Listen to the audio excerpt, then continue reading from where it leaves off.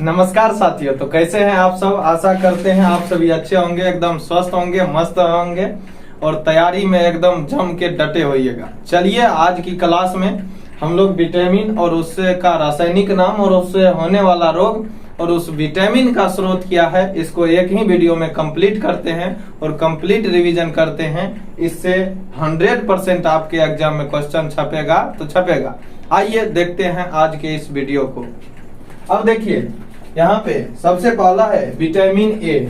Vitamin A, vitamin A का रासायनिक नाम जो है, इसके रासायनिक नाम को कहते हैं रेटिनॉल। यानी विटामिन ए का अगर आपको रासायनिक नाम कहे, रासायनिक नाम आपके एग्जाम में पूछा जाता है, तो जब भी आपके एग्जाम में आए विटामिन ए का रासायनिक नाम क्या है, तो इसका रासायनिक नाम होता है रेटिनॉल। क्या होता है? रेटिनॉल। अब इससे होने वाला बीमारी क्या है, तो होने वाला बीमारी है रतौंधी। विटामिन ए की कमी से क्या होता है? रतौंधी होता है, या इसी को जेरिथैलेमिया कहेंगे। ठीक है। उसके बाद अगर विटामिन ए की पूर्ति कहे, विटामिन ए का पूर्ति हम लोगों को कहां से होगा, तो विटामिन ए के लिए हम लोगों का स्रोत होगा दूध, उसके बाद अंडा, पनीर, हरी साग सब्जी, उसके बाद मछली हो जाएगा, यकृत यानी लीवर हो जाएगा, तेल हो जाएगा, उसके बाद गाजर हो जाएगा। इस सबसे हम लोगों को विटामिन ए की प्राप्ति होगा। सबसे पहले आपको जो मुख्य रूप से इसमें याद रखना है विटामिन ए का रासायनिक नाम, विटामिन ए का रासायनिक नाम और इससे होने वाला बीमारी यानी रोग को याद रखना है। उसके बाद दूसरा देखिए विटामिन बी1। विटामिन बी1 का नाम क्या है, तो इसका रासायनिक नाम है थायमिन। विटामिन बी1 का रासायनिक नाम क्या है? थायमिन है। और विटामिन बी1 से होने वाला रोग को कहते हैं बेरी-बेरी। विटामिन बी1 से होने वाला रोग को क्या कहते हैं? बेरी-बेरी कहते हैं। अब इसका स्रोत क्या है, तो विटामिन बी1 का स्रोत है मूंगफली, तिल, सूखी मिर्च, यकृत यानी लीवर और अंडा, सब्जी, ये सब। ठीक है। तो आपको जो याद रखना है, विटामिन बी1 को याद रखना है, इसका रासायनिक नाम क्या है, तो थायमिन है। और इससे होने वाला रोग को क्या कहते हैं? बेरी-बेरी। तो विटामिन बी1 की कमी से कौन सा रोग होता है? बेरी-बेरी होता है। और विटामिन ए की कमी से कौन सा रोग? रतौंधी या जेरिथैलेमिया होता है। उसके बाद विटामिन बी1 का रासायनिक नाम क्या है? थायमिन है। और इससे होने वाला रोग जो है क्या है? बेरी-बेरी है। चलिए आगे देखते हैं। अब है अगला विटामिन बी2। कौन सा है? विटामिन बी2। और विटामिन बी2 का रासायनिक नाम क्या होता है? राइबोफ्लेविन। क्या होता है? साथ साथ बोलिए, विटामिन बी2 का रासायनिक नाम क्या होता है? राइबोफ्लेविन। क्या होता है? राइबोफ्लेविन होता है। और देखिए विटामिन बी2 का रासायनिक नाम राइबोफ्लेविन और इससे होने वाला बीमारी है आपका त्वचा फट सकता है। इससे क्या होगा? त्वचा फटने लगता है, उसके बाद आंख लाल हो सकता है, उसके बाद जीवा भी फट सकता है। उसके बाद देखिए इसका स्रोत जो है, स्रोत क्या है, तो इसका स्रोत है मांस, हरी सब्जी और दूध। मांस, हरी सब्जी और दूध, इस सब से हम किससे बच सकते हैं? विटामिन बी2 की कमी से बच सकते हैं। चलिए आगे बढ़ते हैं। अगला हमारा विटामिन बी3। अगला क्या है? Vitamin B3. और बी3 का जो रासायनिक नाम होता है नियासिन होता है। विटामिन बी3 का रासायनिक नाम क्या होता है? नियासिन।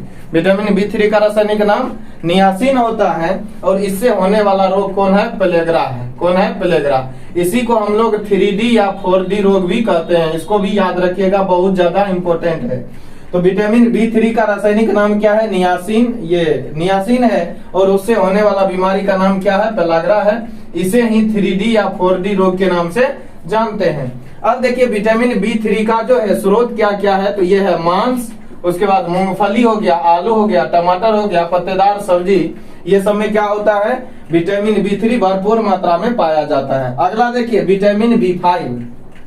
क्या है? विटामिन बी5 है। अब देखिए विटामिन बी5 का रासायनिक नाम होता है पेंटोथेनिक एसिड। क्या होता है? Pantothenic acid. साथ साथ बोलिए, विटामिन बी5 का नाम क्या होता है? Pantothenic acid. और इससे होने वाला बीमारी क्या होगा? आपका बाल सफेद होने लगेगा। क्या होगा? बाल सफेद यानी बाल पकने लगता है। और साथ ही व्यक्ति मंदबुद्धि भी हो सकता है। मंदबुद्धि मतलब ऐसा नहीं कि साफे बुद्धि न होगा, बुद्धि होगा लेकिन कम होगा।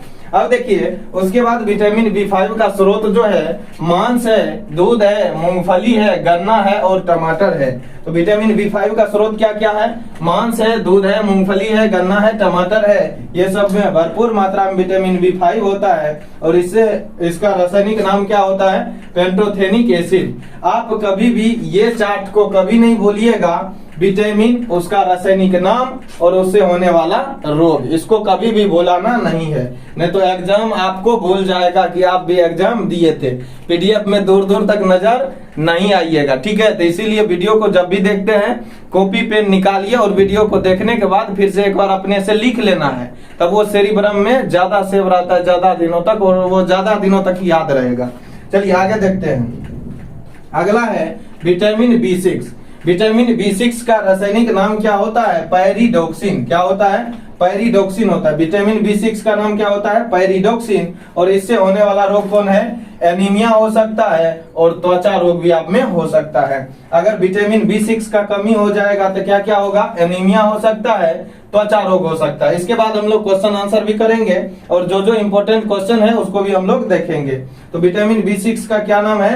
पैरिडोक्सिन। इससे होने वाला रोग है एनीमिया और त्वचा रोग। और विटामिन B6 हम लोग को प्राप्त कहाँ से होगा? तो वो होगा यकृत से यानी लीवर से, मांस से और अनाज से। आगे देखिए विटामिन B7। विटामिन B7 का रासायनिक नाम क्या है? बायोटीन। विटामिन B7 का रासायनिक नाम बायोटीन। विटामिन B7 का रासायनिक नाम क्या है? बायोटीन। अब विटामिन B7 की कमी से क्या क्या हो सकता है? तो लकवा हो सकता है। क्या होता है? लकवा हो सकता है। उसके बाद बाल झड़ सकता है। बाल झड़ना यानी बाल गिर सकता है, ठीक है। उसके बाद देखिए विटामिन B7 का पूर्ति कहाँ कहाँ से होगा? तो वो होगा आपका मांस से, अंडा से, यकृत यानी लीवर से और दूध से। ये सब में भरपूर मात्रा में विटामिन B7 पाया जाता है। अब देखिए विटामिन B9 या B11, तो इसका रासायनिक नाम क्या होता है? Folic acid. क्या होता है? फोलिक एसिड यानी फोलिक अम्ल होता है। और इससे होने वाला रोग क्या है? तो इससे होने वाला रोग है एनीमिया और पेचिस रोग। कौन कौन है? एनीमिया और पेचिस रोग हो सकता है किसके कमी से? विटामिन B9 और B11 के कमी से। उसके बाद देखिए इसका पूर्ति कहाँ कहाँ से होगा? तो इसका पूर्ति होगा यकृत से यानी लीवर से, सब्जी से, अंडा से और दाल से। इस सब में भरपूर मात्रा में B9 और B11 पाया जाता है। अगला देखिए, अगला हमारा विटामिन B12। क्या है? विटामिन B12 जिसे हम लोग क्या कहते हैं? साइनोकोबालामिन। क्या कहते हैं? साइनोकोबालामिन। ये भी काफी इंपॉर्टेंट क्वेश्चन है। हालांकि ये जो भी है ये सारा इंपॉर्टेंट है, यहाँ से यहाँ तक के ये पूरे चार्ट को आपको याद रखना ही होगा। उसके बाद देखिए विटामिन B12, इसका रासायनिक नाम क्या होता है? साइनोकोबालामिन। क्या होता है? साइनोकोबालामिन। और इससे होने वाला रोग है एनीमिया और पांडु रोग। कौन कौन रोग है? एनीमिया और पांडु रोग। अब देखिए विटामिन B12 का पूर्ति कहाँ कहाँ से होगा? तो आपको मांस खाना है, इसके लिए कलेजी, दूध ये सब खाना है। तो इसमें भरपूर मात्रा में क्या होता है? विटामिन B12 होता है। चलिए इससे आगे देखते हैं और जो जो विटामिन हम लोगों के लिए बहुत ज्यादा इंपॉर्टेंट है, ठीक है। चलिए देखते हैं। तो आइए देखते हैं उससे आगे। अब देखिए विटामिन सी, यहाँ क्या है? Vitamin C. विटामिन सी का रासायनिक नाम क्या होता है? Ascorbic acid. विटामिन सी का नाम क्या होता है? एस्कॉर्बिक एसिड होता है। और इससे होने वाला रोग काफी इंपॉर्टेंट है, याद रखिएगा। तो विटामिन सी की कमी से कौन सा रोग होता है? एस्कर्वी। एस्कर्वी मतलब खून, ये मतलब क्या होगा? घाव भरने में अधिक समय लगेगा। क्या होगा? घाव भरने में अधिक समय लगेगा। मसूड़ा से खून निकल सकता है, मसूड़ा फूल सकता है। किसके कमी से? विटामिन सी के कमी से। अब देखिए विटामिन सी का स्रोत क्या है? नींबू है, संतरा है, नारंगी है, टमाटर है, मिर्च है, अंकुरित अनाज है, मछली है, दूध है, अंडा है, ये सब आप खा सकते हैं विटामिन सी के लिए। अब देखिए विटामिन डी। विटामिन डी का रासायनिक नाम क्या होता है? कैल्सीफेरॉल। विटामिन डी का रासायनिक नाम है कैल्सीफेरॉल। अब इससे होने वाला रोग का क्या नाम है? रिकेट्स रोग। बच्चे में क्या होता है? रिकेट्स रोग होता है। और बड़ों में यानी वयस्क में होता है ऑस्टियोमलेशिया। क्या होता है? ऑस्टियोमलेशिया यानी हड्डी कमजोर हो जाता है। अब देखिए तो यह विटामिन डी का सबसे अच्छा स्रोत है सूर्य का रोशनी। क्या है सबसे अच्छा स्रोत? सूर्य की रोशनी। अगर आपको पूछा जाए सूर्य की रोशनी में कौन सा विटामिन पाया जाता है तो विटामिन डी। उसके बाद देखिए दूसरा है मछली, दूध, अंडा, इस सब में क्या होता है? विटामिन डी पाया जाता है। उसके बाद देखिए विटामिन ई। विटामिन ई की कमी से कौन सा रोग होता है? जनन शक्ति में कमी हो जाता है, यानी पुरुषों में नपुंसकता आ जाता है और महिलाओं में बांझपन आ जाता है। अब देखिए विटामिन ई का रासायनिक नाम क्या है? रासायनिक नाम है टेकोफेरोल। क्या नाम है? टेकोफेरोल। विटामिन ई का रासायनिक नाम क्या है? टेकोफेरोल। अब विटामिन ई प्राप्त कहाँ कहाँ से होगा? हरी पत्तेदार सब्जी, दूध, मक्खन, अंकुरित अनाज, उसके बाद वनस्पति तेल। अब देखिए भारतवासियों में विटामिन ई कूट कूट के भरा हुआ है, ठीक है। इसीलिए देखते हैं आप लोग जनसंख्या कितना बढ़ रहा है। अब देखिए विटामिन के। विटामिन के का रासायनिक नाम क्या है? फ्लोक्विनोन, क्या है ये फ्लोक्विनोन होगा। उसके बाद देखिएगा इसका विटामिन के से क्या होता है, रक्त का थक्का न बनना, यानी रक्त के थक्का बनने में कहेगा कौन मदद करता है, तो विटामिन के। ठीक है, रक्त के थक्का बनने में कौन सा विटामिन मदद करता है, विटामिन के।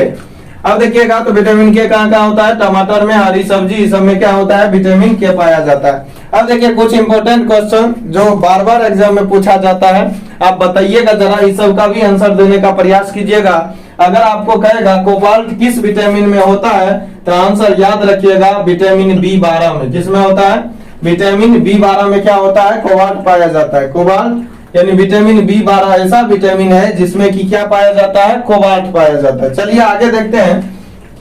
अगर विटामिन सी का गेंद कहेगा कौन होता है, तो याद रखिएगा विटामिन सी का गेंद कहते हैं आंवला को, क्योंकि आंवला में विटामिन सी भरपूर मात्रा में पाया जाता है। तो विटामिन सी का गेंद किसको कहेंगे, आंवला को कहेंगे। अब देखिए विटामिन की खोज कहेगा कौन किया था, तो ये किया था फंक नामक वैज्ञानिक। कौन किया था, फंक नामक वैज्ञानिक किया था। तो अगर कहेगा विटामिन की खोज कौन किया, तो फंक किया। अब देखिए किस विटामिन को हार्मोन भी कहा जाता है, किस विटामिन को हार्मोन भी कहा जाता है, तो ये कौन सा विटामिन है, आप लोग आंसर कमेंट में इसका जरूर दीजिएगा। ठीक है, आपको क्लास में पढ़ाया गया है, किस विटामिन को हार्मोन के नाम से भी जानते हैं। अब देखिए काफी महत्वपूर्ण सवाल, वसा में घुलनशील विटामिन कौन कौन होता है, तो वसा में घुलनशील विटामिन होता है vitamin A, vitamin D, vitamin E और विटामिन के। यानी वसा में जो घुलनशील विटामिन होता है कौन कौन होता है, ए, डी, ई और के, ए, डी, ई और के।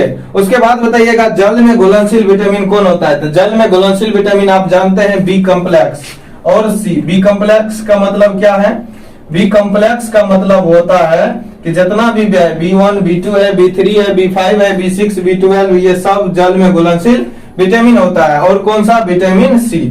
आगे देखिए दूध में कौन सा विटामिन नहीं पाया जाता है, दूध में कौन सा विटामिन नहीं पाया जाता है, तो याद रखिएगा दूध में कौन सा विटामिन नहीं पाया जाता है, विटामिन सी दूध में नहीं पाया जाता है। और अगर कहेगा कौन सा तत्व नहीं पाया जाता है, तो लोहा नहीं पाया जाता है। अगर आपको पूछ दे प्रश्न की दूध में कौन सा विटामिन नहीं पाया जाता है, तो सी। जब सी नहीं पाया जाता है तो इससे कौन सा रोग हो जाता है, तो आप जानते हैं विटामिन सी की कमी से स्कर्वी रोग हो जाता है। कौन सा रोग, स्कर्वी रोग, यानी घाव भरने में अधिक समय लगेगा।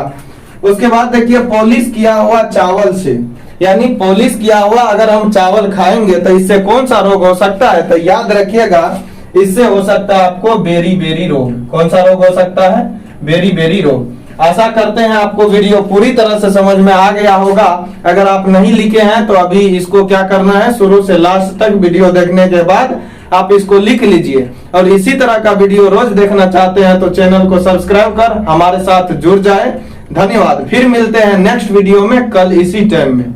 ठीक है, तब तक के लिए जय हिंद, मिलते हैं कल।